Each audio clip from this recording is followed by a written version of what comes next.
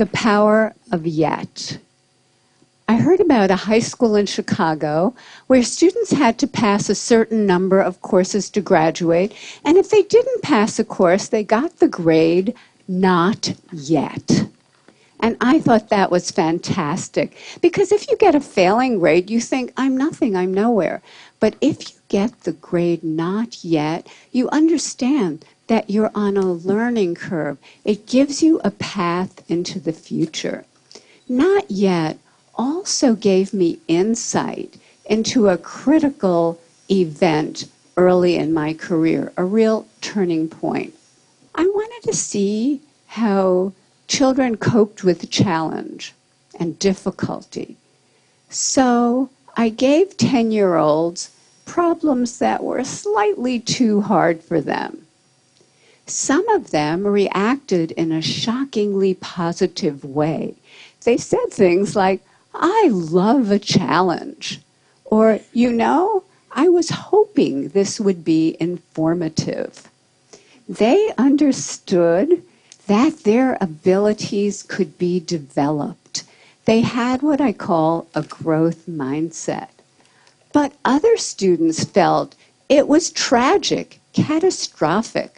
From their more fixed mindset perspective, their intelligence had been up for judgment, and they failed. Instead of luxuriating in the power of yet, they were gripped in the tyranny of now. So what do they do next? I'll tell you what they do next. In one study, they told us they would probably cheat the next time instead of studying more if they failed a test. In another study, after a failure, they looked for someone who did worse than they did so they could feel really good about themselves. And in study after study, they have run from difficulty. Scientists measured the electrical activity from the brain as students confronted an error. On the left, you see the fixed mindset students. There's hardly any activity. They run from the error. They don't engage with it. But on the right, you have the students with the growth mindset, the idea that abilities can be developed. They engage deeply. Their brain is on fire with yet. They engage deeply. They process the error. They learn from it, and they correct it. How are we raising our children? Are we raising them for now instead of yet? Are we raising kids who are obsessed with getting A's? Are we raising kids who don't know how to dream big dreams? Their biggest goal is getting the next A or the next test score? And are they carrying this need for constant validation with them into their future lives? Maybe because employers are coming to me and saying, we have already raised a generation of young workers who can't get through the day without an award. So, what can we do? How can we build that bridge to yet? Here are some things we can do. First of all, we can praise wisely, not praising intelligence or talent. That has failed. Don't do that anymore, but praising the process that kids engage in. Their effort, their strategies, their focus, their perseverance, their improvement. This process praise creates kids who are hardy and resilient. There are other ways to reward yet. We recently teamed up with game scientists from the University of Washington to create a new online math game that rewarded yet. In this game, students were rewarded for effort, strategy, and progress. The usual math game rewards you for getting answers right now, but this game rewarded process. And we got more effort, more strategies, more engagement over longer periods of time, and more perseverance when they hit really, really hard problems. Just the words yet or not yet, we're finding, give kids greater confidence, give them a path into the future that creates greater persistence. And we can actually change students' mindsets.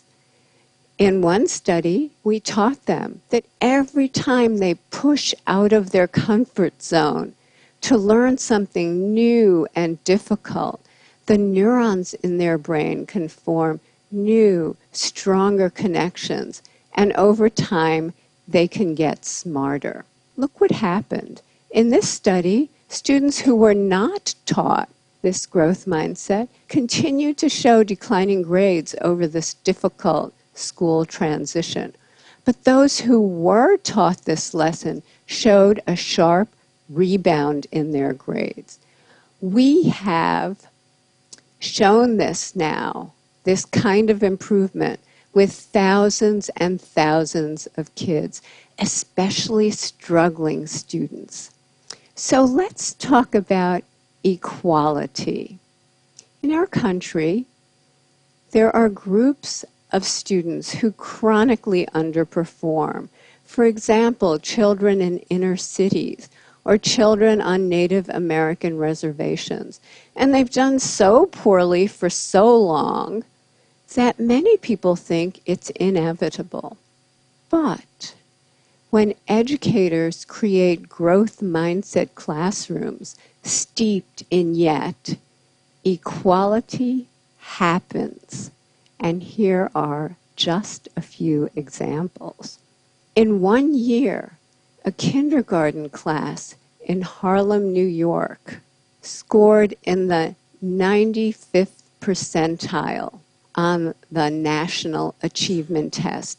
Many of those kids could not hold a pencil when they arrived at school. In 1 year, fourth grade students in the South Bronx, way behind, became the #1 fourth grade class in the state of New York on the state math test.